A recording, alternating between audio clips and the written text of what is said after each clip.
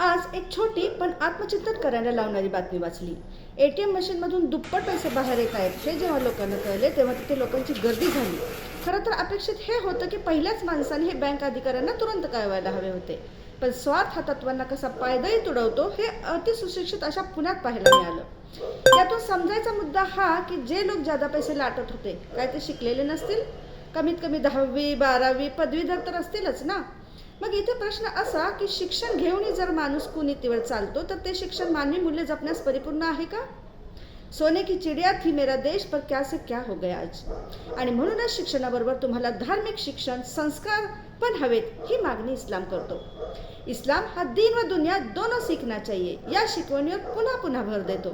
तो याचमुळे की जगात जिथे कसोटी समोर येते तेव्हा मग माणूस शिक्षण व मूल्य दोन्हीद्वारे त्याचे चिंतन करतो आणि मग स्वतःच्या स्वार्थापेक्षा दुसऱ्याचं नुकसान न हो हा विचार करतो. कारण इथे त्याला ईश भय असते.